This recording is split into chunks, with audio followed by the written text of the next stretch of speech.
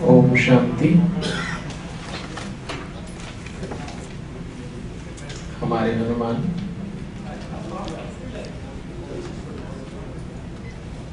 पवन तनय तुम एक आधारा,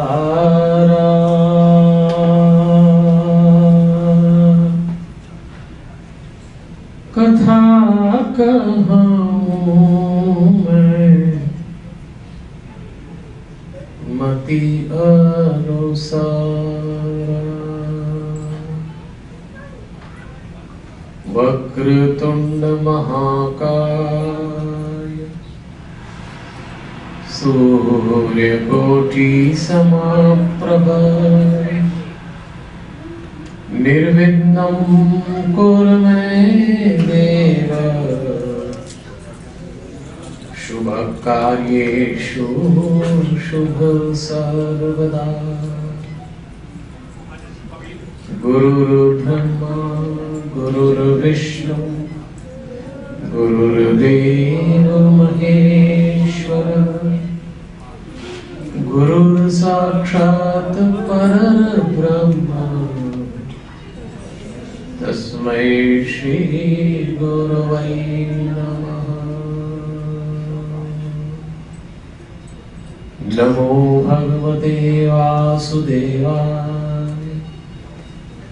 गौ ब्राह्मणे हिताय च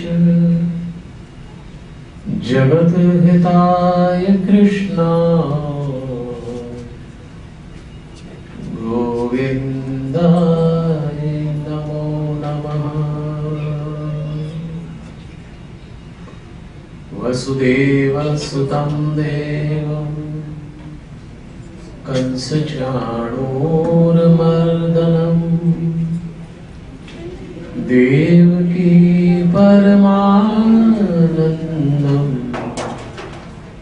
कृष्णं वन्दे जगद्गुरुं कृष्णं वन्दे जगद्गुरुं कृष्णं वन्दे जगद्गुरुं। नारायणं नमस्कृत्य नरं चैव नरोत्तमं देवीं सरस्वतीं व्यासं ततो जयमुदीरये।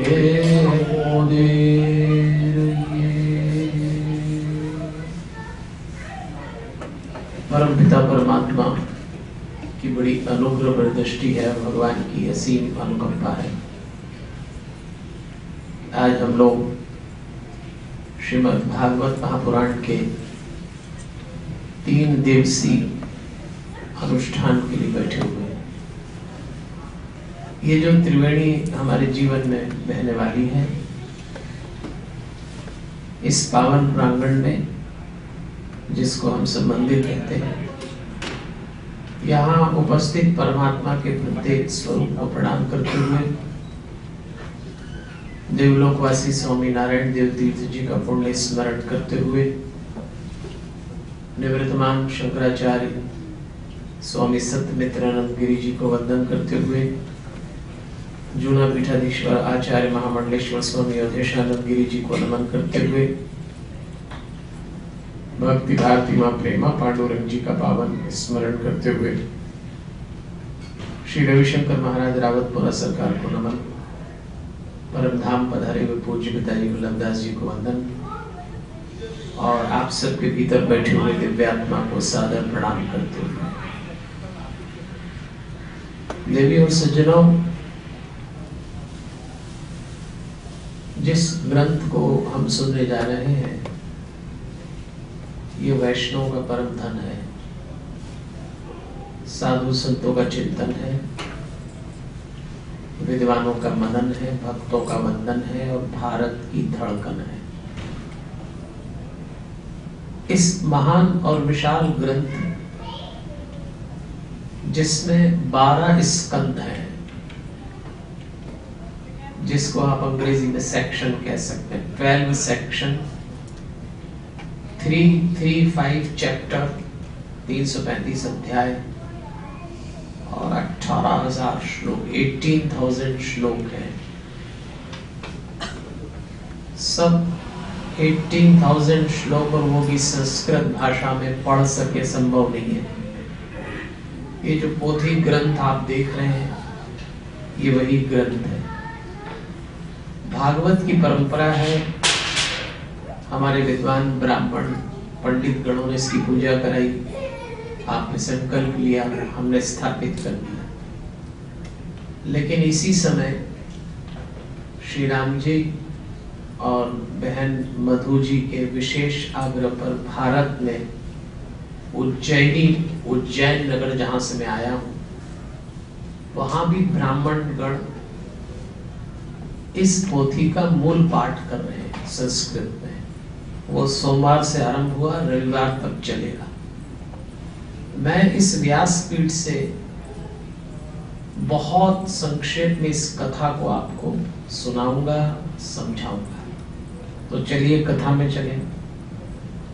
आपने अपने जीवन में बहुत सारी कथाएं पहले भी सुनी, अब सुनेंगे और मेरे जाने के बाद भी सुनते रहेंगे।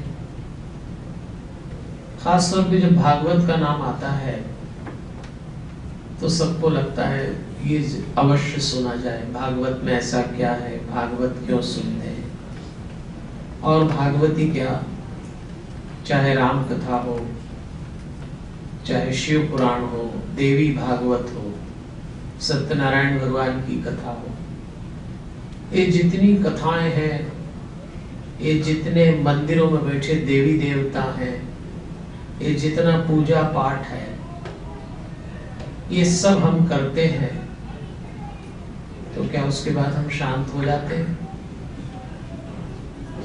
ऐसा देखा जाता है कि पूजा का पाठ करने वाले लोग सबसे ज्यादा अशांत पाए जाते हैं। तो फिर क्यों करते हैं और सालों से हमने किया क्या? इन 3 दिनों में समझेंगे। आइए चलें कथा में। इसके पहले मैं आपको छोटी सी कथा सुनाता हूँ, ध्यान से सुनना। आज भी काम आएगी, आगे भी काम आएगी कि इन ग्रंथों के साथ हमने किया क्या, कैसे भगवान की डिजाइन बदल दी, और जो मिलना चाहिए वो क्यों नहीं मिलता। एक फैमिली थी, उसमें एक दादाजी थे, गांव की बात बता रहा हूं। वो दादाजी को खाना खाने के बाद पान खाने की आदत थी। वो पान उनकी दांत में फंस जाता था तो वो पान निकालने के लिए एक खुतरनी का इस्तेमाल करते थे, जिसको अंग्रेजी में टूथपिक कहते हैं। उसको गांव में खुतरनी कहते हैं। खुतर के कोई चीज निकाल, पुराने लोग चीजें बहुत संभाल के रखते थे, तो वो एक ही खुतरनी से रोज निकाल के फिर संभाल के रखते, ऐसा नहीं कि फेंक देते। और वो रोज उस खुतरनी से पान का वो निकाल के एक छोटी सी अलमारी थी जिसको गांव में आलिया कहते हैं, उसमें रख देते संभाल के। पान के कारण वो लाल हो गई। एक दिन दादाजी मर गए। दादाजी मर गए तो जो बाद के उनके बच्चे थे उन्होंने साफ सफाई में देखा कि अलमारी में वो खुतरनी रखी है। सालों बाद सफाई हुई तो सबने कहा, सुनो ये कोई छोटी मोटी नहीं है, ये दादाजी के देवता है, फेंकना नहीं, संभाल के रखो। तो अगली पीढ़ी ने उसी आलिये में मंदिर बना के उसको रख दिया। एक पीढ़ी और मर गई, दादाजी के पोते आ गए तो उन्होंने कहा मकान नया बनाएंगे, घर तोड़ के। जब घर तोड़ा तो सबको वो खुतरनी दिखी। उन्होंने कहा ये तो अपने घर के कुल के देवता हैं, दादाजी के भी नहीं, इसके लिए अलग से मंदिर बनाओ। तो उस मकान में एक अलग से मंदिर बना, उसमें वो खुतरनी रख दी। और नई पीढ़ी ने कहा नहीं नहीं ये तो खुतरनी देवता है, तो उनका नाम पड़ गया खुतरनी देवता। अगली पीढ़ी को तो यही नहीं मालूम था कि खुतरनी का मतलब क्या होता है, तो वो समझे कोई होगा देवता, कई तरह के बैठे हैं ना आपके मंदिर में भी बैठे, वो भी बैठ गए, वो पीढ़ी भी मर गई। और जो बिल्कुल नहीं आई उसने कहा ये मकान भी छोटा है, तोड़ो इसको और नया बनाएंगे, पैसा भी कमा लिया। तो फिर वो एक छोटा सा मंदिर घर में, और ये बोले जब इतना बड़ा मकान बनाएंगे और इतनी कुतरनी देवता, इन्हीं के कारण तो तुम्हारा धंधा चला, तो इनका लॉन में अलग से मंदिर बनाएंगे। तो देखते ही देखते एक मंदिर बना, और उन्होंने कहा उस मंदिर में इतनी छोटी कुतरनी ठीक नहीं लगती, तो एक बड़ी डिजाइन करो, उसको इसमें इंसर्ट कर दो। कुतरनी गायब हो गई, नए देवता आ गए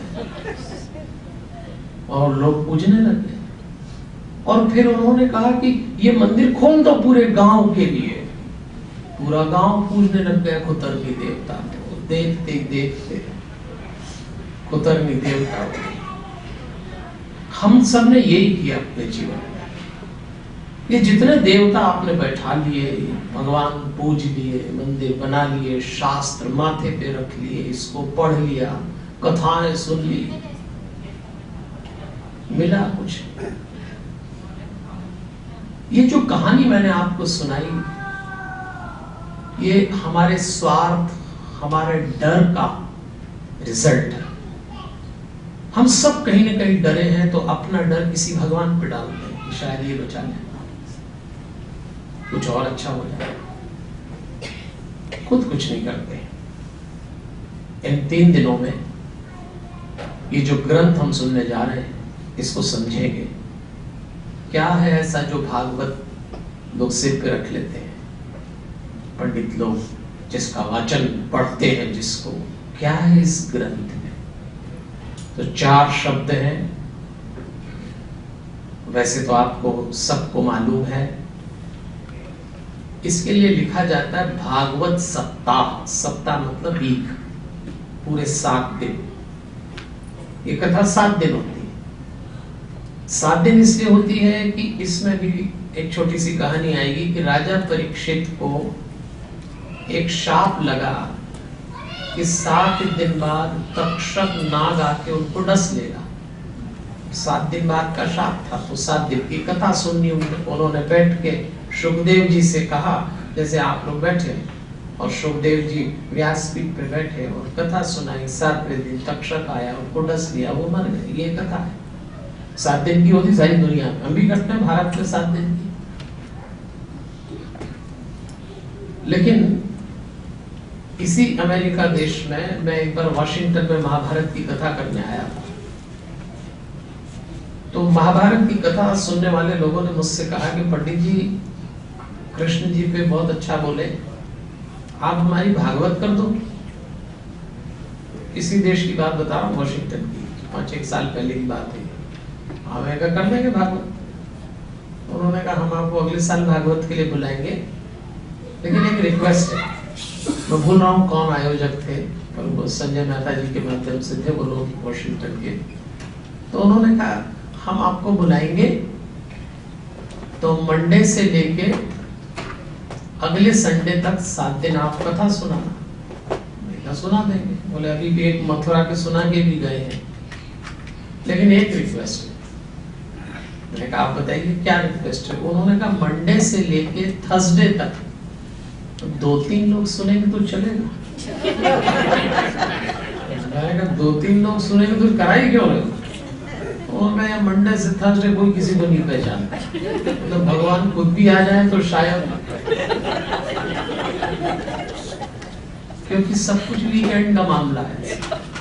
तो मैंने उनसे पहली बार विचार दिया कि आप कराते क्यों है 7 दिन? उन्होंने कहा 7 दिन की होती है। हमने कहा 7 दिन की तो इसलिए होती है कि तक्षक को शाप लगा था 7 दिन का। हम में से आप में से किसी को नहीं लगा कि हम 7 दिन बाद जाने वाले हैं। तो कोई विधान नहीं है, इसको आप अपनी सुविधा से सुनिए। 7 सेशन की जगह आप 5 सेशन सुन लीजिए। तो पहली बार मैंने उनसे कहा था, हालांकि वहां तो नहीं हुई, लेकिन इसी भारत में आपके मंदिर में, पिट्सबर्ग के मंदिर में 5 सेशन की भागवत मैंने की। 5 सेशन जब मैं भारत गया तो आजकल आपके यहाँ आपकी जीवन शैली और भारत की जीवन शैली में कोई फर्क नहीं, वहां भी लोग इतने ही टाइट हैं, टाइम के मामले में। तो जैसे ही मैं वहां ये ले गया और इसका नाम रखा भागवत पंचामृत, फ्राइडे को एक session, Saturday morning evening, Sunday morning evening, हमारा भागवत पंचामृत भारत में एकदम से चला और सबने कहा हाँ ये ठीक है। इसको नैनो भागवत नाम दिया और जो लोग सुन रहे थे उन्होंने तो नया ही नाम दिया, उन्होंने कहा गुरुजी ये आपकी भागवत 2020 है भागवत। मैंने बहुत 5 सेशन की भागवत सुनाई और उसी भारत में कुछ लोगों ने कहा 5 सेशन भी थोड़े मुश्किल पड़ते हैं पंडित जी, और थोड़ा समेट लो। तो मैंने 3 सेशन की भागवत सुनाई जो आपको सुना रहा हूं। और अभी पिछले साल हमारे देश में एक छोटा सा नगर है बुरहानपुर, वहां से किसी का मेरे पास फोन आया कि पंडित जी आपसे भागवत कराना। हमने कहा हमारा कैलेंडर देख लीजिए, शायद टाइम नहीं होगा, 7 दिन की कराते हैं सब लोग। हमने कहा खाली नहीं है अभी। बोले नहीं वो अगले महीने इसी डेट पे कराना। मैंने कहा वो डेट ही खाली नहीं है। बोले वो मैंने देख लिया 1 दिन खाली है। मैंने कहा 1 दिन? हाँ। बोले मेरे को 1 दिन की कराना है। और मैं 1 दिन की भागवत करके आया, 7 दिन में से 1 दिन। लेकिन मुझे एक बात समझ में आ गई कि यदि 1 दिन भी कोई शांति से सुन ले तो उसको वो रस और वो उद्देश्य जिसको पर्पस कहेंगे वो मिल जाता है। और ठीक से न सुने तो 7 दिन भी बेकार चले जाते हैं। तो ये बात मैंने आपको इसलिए बताई कि बहुत सारे लोगों के मन में प्रश्न होता है कि 3 दिन की भागवत कैसी और होगा क्या। तो चलिए इसी भागवत में चल रहे हैं कि हम 3 दिन करेंगे क्या इसका। हाँ बस समझ गए लोग, ये क्या है, ये लूज है और थोड़ी थोड़ी देर में ये नीचे आ जाता है। अभी वो करेंगे और ये मैं इसलिए बता रहा हूँ कि आप सब उनको देखोगे।